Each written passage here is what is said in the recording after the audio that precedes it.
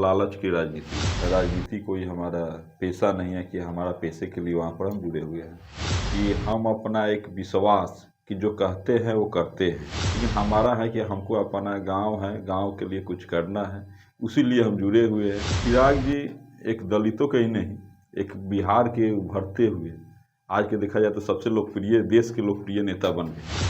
सिर्फ बिहार दौरा करने से नहीं, तो ये तो जनता बताएगी चुनाव में आने पर कि आप क्या किए। मढ़ौरा का जैसे कि लोग बोलता है कि जो रखवाला है वही लुटेरा है, मढ़ौरा के नेता है। तो सबसे बड़ा तो अगर देखा जाए तो कहीं ना कहीं सबसे बड़ा लुटेरा तो वही थे। उसमें कहीं ना कहीं उसके सबसे बड़ा दोषी है तो नेता है। सदन में बैठते हैं, हमारे क्षेत्र में विकास नहीं हो रहा था, हमारी जिम्मेवारी है, रिस्पॉन्सिबिलिटी है कि हम वहाँ पर क्या कर रहे हैं, हम क्यों नहीं ऐसा क्वेश्चन उठा रहे हैं। और साथ में उस जनता में हम भी रहेंगे, उनका वो 5 साल का हिसाब मांगेंगे और जनता के बीच में जाएंगे। नमस्कार, मेरा नाम अनूप नारायण सिंह है और आप बिहार टॉक के डिजिटल प्लेटफॉर्म को देख रहे हैं। आज हमारे साथ स्टूडियो में खास मेहमान हैं विनय कुमार सिंह, जो लोजपा रामविलास के टिकट पर वर्ष 2020 में छपरा जिले के मढ़ौरा विधानसभा क्षेत्र से विधानसभा का चुनाव लड़ चुके हैं। विनय कुमार सिंह काफी सक्रिय समाजसेवी हैं और मढ़ौरा की चर्चा हो तो आपको बता दें कि मढ़ौरा के वर्तमान राजद विधायक बिहार सरकार में कला संस्कृति विभाग के मंत्री हैं। कई सारे सवाल हैं, मढ़ौरा चीनी मिल की बात है, मढ़ौरा अनुमंडल के विस्तार की बात है, मढ़ौरा के औद्योगिक उपनगरी बनने और बर्बाद होने का सवाल है और उस क्षेत्र के मंत्री महोदय के रिपोर्ट कार्ड को खंगालने की भी बात है, जिस पे बात करेंगे विनय कुमार सिंह जी से। सबसे पहले आपका स्वागत है जी। नमस्कार तमाम दर्शकों को और बिहार टॉक के न्यूज चैनल को। पहला सवाल है, एक आम आदमी की तरह आप लगातार क्षेत्र में सक्रिय हैं, चुनाव हारने के बाद लोग क्षेत्र छोड़ के चले जाते हैं, क्यों इतना प्रेम है मढ़ौरा से? क्योंकि वो हमारा जन्मभूमि है और हम कोई राजनीति के कारण नहीं, अपना गांव, अपना देश वही कहानी है, तो हमको अपने क्षेत्र से लगाव है। राजनीति कोई हमारा पेशा नहीं है कि हमारा पैसे के लिए वहाँ पर हम जुड़े हुए हैं। विनय जी, जब आप 2020 में विधानसभा का चुनाव लड़ रहे थे, उस समय लोग कह रहे थे कि आपकी जमानत जब्त हो जाएगी, लेकिन आपने जितना वोट लाया उससे कई माने राष्ट्रीय दलों के, दूसरे दलों के जो प्रत्याशी थे उनको उसका आधा भी वोट नहीं है। आपको जो भी वोट मिला, कहाँ से इतना वोट मिल गया आपको? जी, वोट जो है, हम लोग एक गांव से जुड़े हुए आदमी हैं और गांव से जुड़ा आदमी जो हमारा जो क्षेत्र में छवि है कि हम अपना एक विश्वास कि जो कहते हैं वो करते हैं, और ना कोई नेतागिरी से हमको। आज जो नेतागिरी चल रही है कि एक लोभ लालच की राजनीति है कि हाँ जी हमारा उसी से खर्ची चल रहा है, लेकिन हमारा है कि हमको अपना गांव है, गांव के लिए कुछ करना है, उसी लिए हम जुड़े हुए हैं और इसी लगाव के साथ हम आज भी अपने क्षेत्र में जुड़े हुए हैं। तो लोगों को तो पता है कि हाँ जी विनय सिंह तो ना आज राजनीति से कोई कमाई का स्रोत है नहीं, और अपना जो कमाते हैं उसमें से अपने हम लोग समाज में अपना खर्चा करते हैं। तो लोगों को एक विश्वास है और एक उम्मीद है इस पर उतना जल्दी, जैसे मात्र हमको 15 दिन समय मिला था और 15 दिन में जितना झुकाव आया था जनता का, और आज भी लोग अफसोस करते हैं कि हम लोग क्यों पीछे चुक गए। तो आने वाला भविष्य में खैर हमको आशा है कि जो बाकी कसर बाकी रह गई थी वो पूरा करेंगे। आप जिस पार्टी में हैं, लोजपा रामविलास, वो एनडीए का हिस्सा है और चिराग पासवान को लेकर तरह तरह के सवाल होते हैं कि बड़े दलित नेता हैं, बिहार में बड़ा वोट बैंक है। आपको क्या लगता है चिराग पासवान को लेकर? चिराग जी एक दलितों के ही नहीं, एक बिहार के उभरते हुए आज के देखा जाए तो सबसे लोकप्रिय, देश के लोकप्रिय नेता बन गए। उनका एक अलग अपना छवि है। आज जितने अगर हम तो शुरू से ही हम लोग देख रहे हैं कि वो अपने लोभ के लिए राजनीति नहीं कर रहे हैं, नहीं तो उनको मंत्री बनना रहता तो कब के नेता आज मंत्री रहते, 2-4 को बिहार में रहते, सब लोग रहते हैं, ये सारा जनता जानती है। तो इसलिए बिहार की एक लोकप्रिय नेता है और वो जैसे निस्वार्थ कर रहे हैं अपने क्षेत्र में और जितना समय दे रहे हैं उतना हमको तो नहीं लगता कि कोई बिहार में इतना नेता कोई मेहनत ही कर रहा है, नहीं तो आज बिहार का परिदृश्य क्या रहता। तो वो मेहनत कर रहे हैं और एक अलग उनका सोच है, विजन है।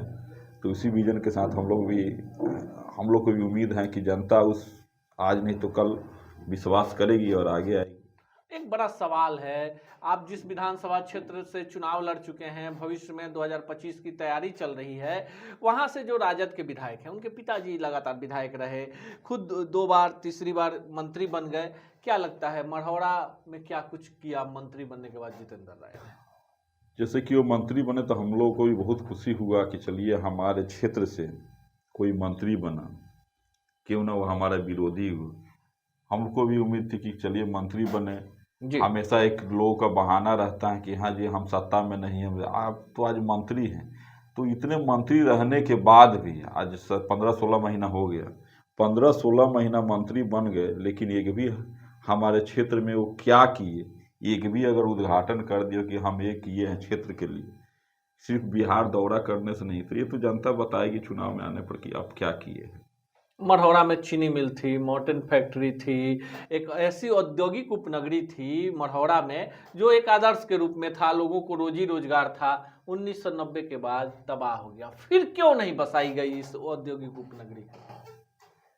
मढ़ौरा का जैसे कि लोग बोलता है कि जो रखवाला है वही लुटेरा है, तो जो आज नेता कहला रहे हैं कि हम भी है नेता हैं, मढ़ौरा के नेता हैं, तो सबसे बड़ा तो अगर देखा जाए तो कहीं ना कहीं सबसे बड़ा लुटेरा तो वही थे। और लुटेरा के तौर पर कि वो जीतने के बाद मढ़ौरा का उद्योग तो बंद हुआ, किसके शासनकाल में हुआ? इन्हीं के शासनकाल में हुआ। आज मंत्री हैं, मंत्री रह गए, फिर भी इनके आसपास का आवास का देखिए, मढ़ौरा मॉटन मिल का जमीन देखिए, जी सब लोगों ने दखल कर लिया। तो आखिर दखल करने वाले हैं कौन? उसमें अधिकांश लोग का पता चलेगा, कोई ना कोई रिलेशन जुड़ेगा तो आपको कहीं ना कहीं आपको दिखाई देगा कि वहाँ के नेता ही। लेकिन देखिए समस्या विनय जी बहुत सारी है, समाधान क्या होना चाहिए? क्योंकि आपको भी वहीं की राजनीति करनी है, हमेशा लोगों के सुख दुख के भागीदार होते हैं। जो जीतते हैं उनसे आशा होगी, जो जीतते हैं वो सबके विधायक होते होंगे, सबके मंत्री रहते हैं और सबके प्रति जवाबदेही है। लेकिन एक आपको क्या लगता है क्या हो कि मढ़ौरा का अतीत जो इतिहास रहा है वो फिर वापस लौटे और बेहतर मढ़ौरा नजर आए? कोई मढ़ौरा का ऐसा नहीं है कि मढ़ौरा का विकास नहीं हो सकता है। आज जहाँ पूरे देश में ही जमीनों की खोजा जाता है कि इंडस्ट्रियल एरिया वहाँ पर लगाया जाए, हमारे जी यहाँ पहले से उपलब्ध है वो। वहाँ पर देखा जाए तो टोटल चीज़ है, ज़मीन से लेके सब चीज़ था। वहाँ पर हम लोग चीनी मिल नहीं है, उसके जगह पर कोई और उद्योग तो हम लोग लगा ही सकते थे। जी आज देख रहे हैं कि जगह जगह पर बहुत उद्योगों का चल रहा है, कुटीर उद्योग ही हैं, लेकिन उस पर कोई हमारा ध्यान नहीं है। तो उसमें कहीं ना कहीं उसके सबसे बड़ा दोषी है तो नेता है। क्योंकि जो भी हैं अगर सदन में हैं, आज अगर हम ही कल को बैठते हैं, सदन में बैठते हैं, हमारे क्षेत्र में विकास नहीं हो रहा, तो हमारी जिम्मेवारी है, रिस्पॉन्सिबिलिटी है कि हम वहाँ पर क्या कर रहे हैं। हम क्यों नहीं ऐसा क्वेश्चन उठा रहे हैं, क्यों नहीं हम अपना इंडस्ट्री के बारे में डिस्कस कर रहे हैं, अपने क्षेत्र में इंडस्ट्री लगा रहे हैं। तो हमारे पास सब चीज़ रहते हुए भी आज हम लोग रोड पर है, तो उसके लिए कहीं ना कहीं हमारे जिम्मेवारी नेता हैं। चलिए आखिरी और सबसे अहम सवाल, 2024 में लोकसभा का चुनाव है, 2025 में विधानसभा का चुनाव है। विनय कुमार सिंह अभी से ही इतना पसीना मढ़ौरा में क्यों बहा रहे हैं? क्या होगा 2025 में? 2025 का जो चुनाव होगा, तो हमारा चुनाव है कि शुरू से ही आज तक बिहार में कोई अस्थाई विरोधी नहीं था। हम शुरू से ही देख रहे हैं, बचपन से ही, कि वहाँ पर कोई पूछने वाला ही नहीं है। तो हमारा बस वही है कि आपको जनता ने मौका दिया, हम तो 5 साल का हिसाब जनता मांगेगी और साथ में उस जनता में हम भी रहेंगे, उनका वो 5 साल का हिसाब मांगेंगे और जनता के बीच में जाएंगे।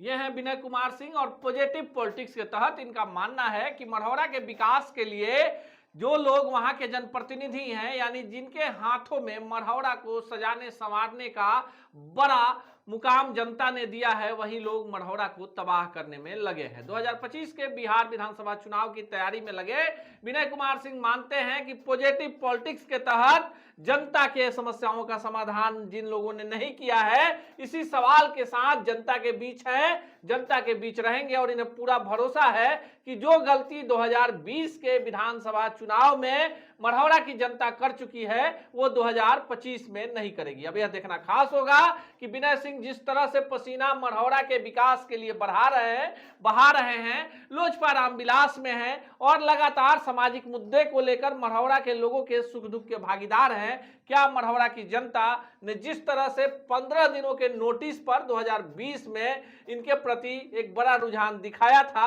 अब तो 5 वर्षों का समय मिल गया है।